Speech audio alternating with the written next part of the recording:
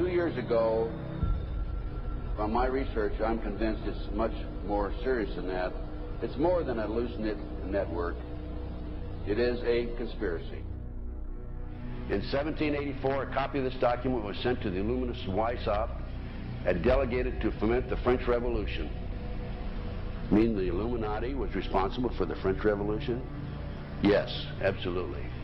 The courier was struck dead by lightning as he rode through Ratisbon on his way from Frankfurt to Paris. What about a little divine intervention there, huh? The police found the subversive documents on his body and turned them over to the proper government authorities.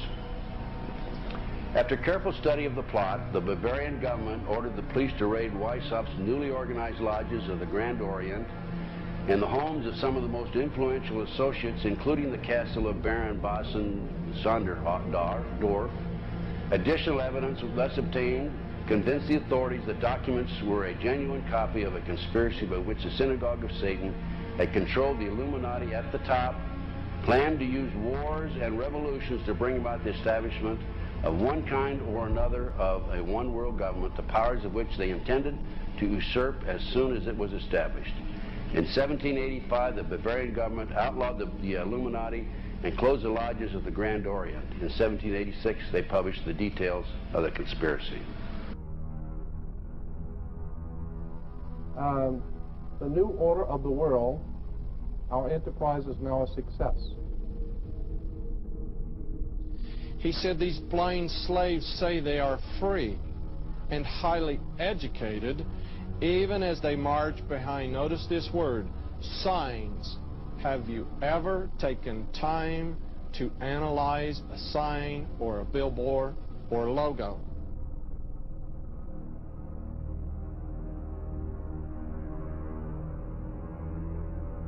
We'll start up here. In 1784, an act of God placed the Bavarian government in possession of evidence which proved the existence of the continuing Luciferian conspiracy. This explains the previous 9 pages, goes into it in detail. We don't have time to do it completely.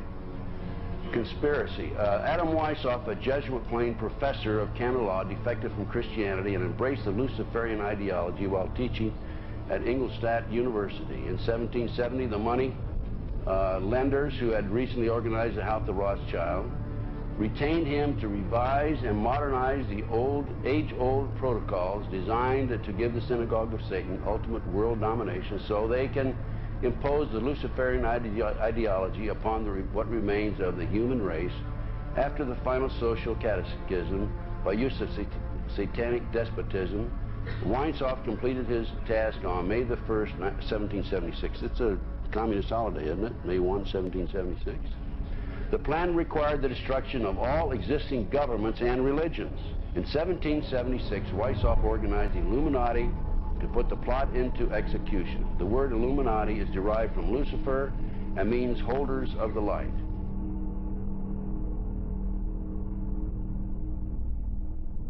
Weishaupt's revised plan required his Illuminati to do the following things to help them accomplish their purpose. 1, use monetary and sex bribery to obtain control of people already occupying positions in high places in the various levels of all governments and other fields of human endeavor. Once an influential person had fallen for the lies, deceits, and temptations of the Illuminati, they were to be held in bondage by application of political and other forms of blackmail and threats of financial ruin, public exposure, and physical harm, and even death to themselves and their loved ones. Number 12, told those present that they must use their wealth to have candidates chosen to public office who would be obedient to their demands and would be used as pawns in the game by the men behind the scenes. The advisors will have been bred, reared, and trained from childhood to rule the affairs of the world. Number 13, control the press.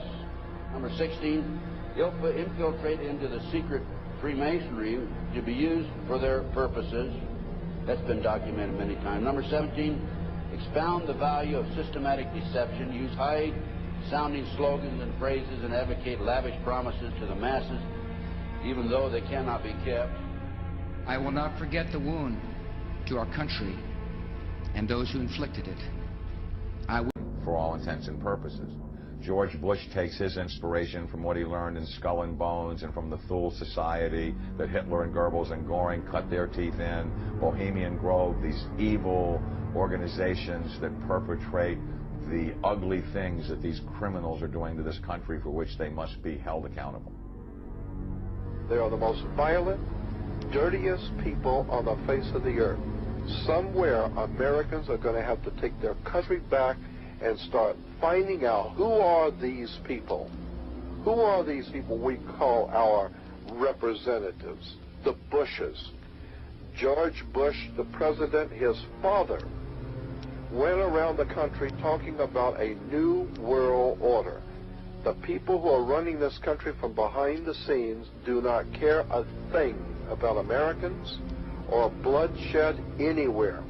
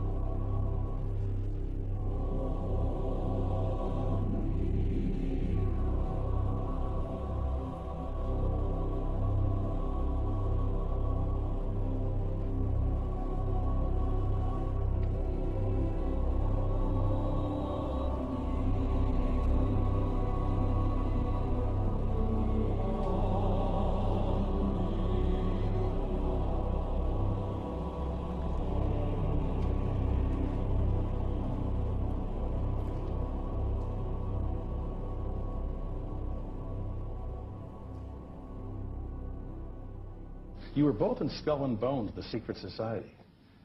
It's so secret we can't talk about it. What does that mean for America? The conspiracy theorists are going to go wild. I'm sure they are. I don't know. I haven't seen the web. Number 322. Sir. Were you a member of Skull and Bones in college in Bush? Were you in the same secret society? That's all right. Let me answer his question. Whoa, don't chase me. I can't do anything.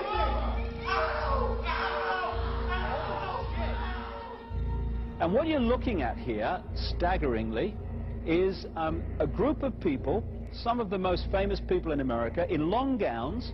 Behind them there, you see a 40-foot stone owl. And there's the fire between them, next to the lake at Bohemian Grove. Now, one might wonder, understandably, why the people that run the banking, political, economic system and the media in America should be dressed in long robes doing a ceremony to a 40-foot stone owl. I think we should be told. And no doubt you'll be hearing about all the differences between John Kerry and George W. Bush. But we've discovered they do have something in common. During their respective college days at Yale, they both belonged to a group called Skull and Bones. He's come pretty close. She was part of a team that successfully recorded part of the initiation ceremony that takes place in the tomb's courtyard. Okay, you have the doorway here. Yeah. Okay, then to the right you have a hedge, and then you have an evergreen tree. If you follow that line straight back, courtyard's in there. Ah, okay. So that's where they have the ceremonies in the outdoor part of it. Part of it was indoors. So we only got to see the outdoor part. Right. We only got to, and to listen to the outdoor part. God only knows what went on indoors. And what did you hear? What was it you know? You managed to get this unique it was disgusting. It was gross. I mean, they were pretending to murder people. And what was the tone of it, though? Was it jokey or was it quite... No, it wasn't jokey at all. It was sick. It's about the only way to describe it. It was sick.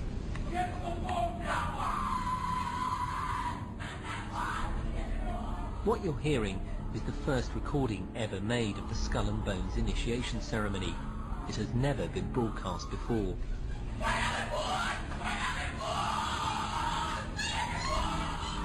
15 new members of the club are being introduced into the macabre rituals of Skull and Bones by the senior students who are about to graduate.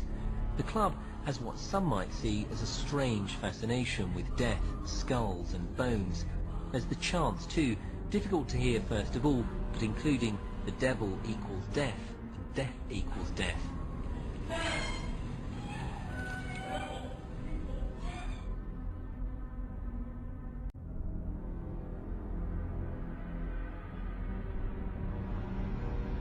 But when you get into a secret society of spirit worshippers, then, and especially when you're invited there by the direction of the higher-ups in the spirit world, you never get out of there alive.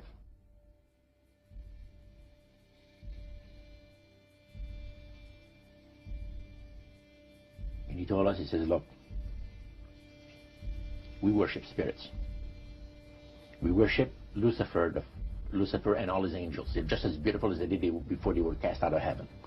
He says there was a misunderstanding in the whole thing. He says among the inhabitants of the galaxies. And he says our master was misunderstood.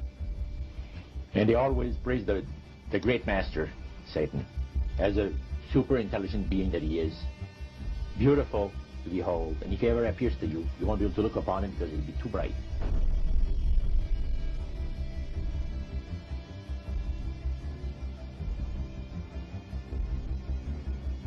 What have Herbert Hoover, Art Linkletter, Jack London, and Richard Nixon all had in common? Well, they've all been members of the exclusive all-male Bohemian Club in California, where every year at this time, the elite from around the country get together for 2.5 weeks of fun and games. Among its members are businessmen like Leonard Firestone and Edgar Kaiser, and political figures like Gerald Ford, Henry Kissinger, William French Smith, and George Shultz. President Reagan, Vice President Bush, and Defense Secretary Weinberger are members of other camps. Richard Nixon is a Bohemian, and so are high-ranking executives of such companies as Eastern Airlines, Standard Oil of Indiana, and Bank of America. Privacy is one of the Grove's most cherished virtues. Members may not photograph, record, speak, or write about activities at the retreat. While many public officials are Grove members, the press is a distinctly unwelcome guest. We're from ABC News. Well, get back there, then. Get back there. Can we talk to somebody in the... Get back there. You see, for over 120-plus years in Northern California, in Sonoma County, on a 2,700-acre secluded redwood grove, leaders from around the world, prime ministers, chancellors, presidents, governors, again, the heads of industry, banking, academia, the media, Hollywood, travel there to engage in bizarre, ancient Canaanite, Luciferian, Babylon mystery religion ceremonies. We were inside 4 hours. That's only one day out of the 2 weeks that they meet there for the admitted Summer Fire Festival of the Bohemian Club.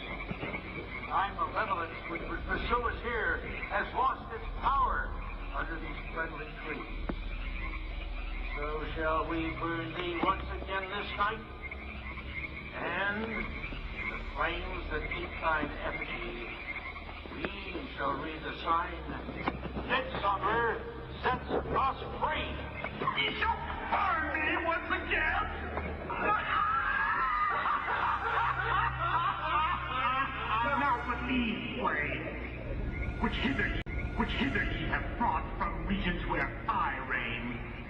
Ye fools and priests, I spit upon your fire. Hail, fellowship's eternal flame. Once again, midsummer sets us free.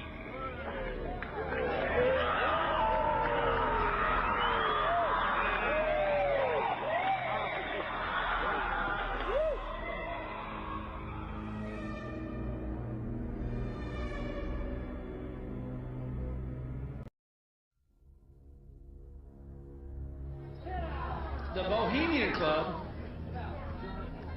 as you say, the Bohemian Club, that's where all those rich Republicans go up and stand naked against redwood trees, right? I've never been to the Bohemian Club, but you ought to go. It'd be good for you. Get some fresh air.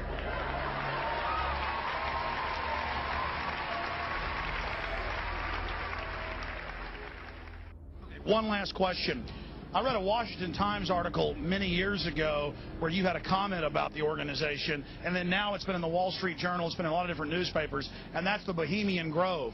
And back in, what was it, 1996, when you joined as a Clinton advisor, the Republicans were criticizing you, oh, what about Bohemian Grove? And then you countered them by saying, hey, I don't run around in the woods naked. What did that mean? Here is the before-mentioned Washington Times article where he said, I didn't run around naked like they do. I don't know what quote you're referring to. I'm not aware of any quote like that. Listen, I am a happy member of the Bohemian Grove. I like the folks who come there, and it's really inappropriate for me to talk about the group beyond that. Thank you. Have you been there for the ceremony with the cremation of care? Frankly, I don't think that's something I need to talk to you about. Really? That's right. Well, I'm Alex Jones, and I snuck in there in 2000. I'm the guy that blew it wide open and got the video. It's been on national TV. Well, I disrespect you for that. You do? I do. But there's a lot of big public officials going in there. Don't we deserve to know? I don't know anything about you, and I don't know anything about your film. But if you go in there with an understanding, you violated that understanding by releasing that film, and I don't respect you for that. Really? But we have public officials. I'm sorry. You took an understanding when you went in there that you would not do that film. And did you have an understanding when you went in there? No. Did you crash it? Yes. Yeah, and it has no trespassing signs there too, doesn't it? No, they put them up after. Oh, I'm I just sorry. walked in. I'm sorry, sir. I've been there before. I know what the circumstances are, and I'm sorry you violated the understandings. That was not a gentlemanly thing to do. But what about the ritual? Is the ritual genuinely?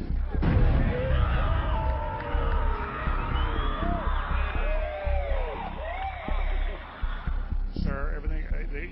I don't owe you this comment. I know. This is what's called ambush journalism, and I disrespect you for that as well. So thank you and goodbye. Been in the ritual? That's none of your damn business.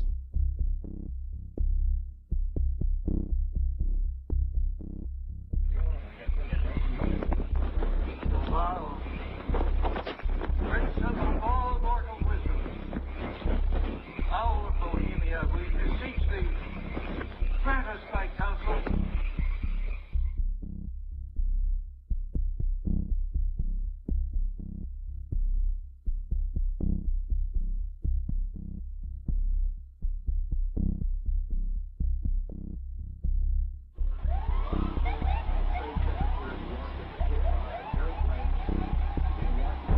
Oh my God! Oh my God!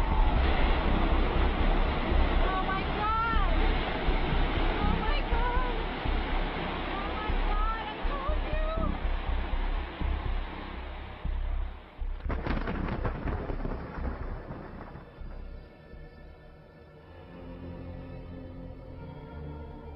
Today our nation saw evil, the very worst of human nature.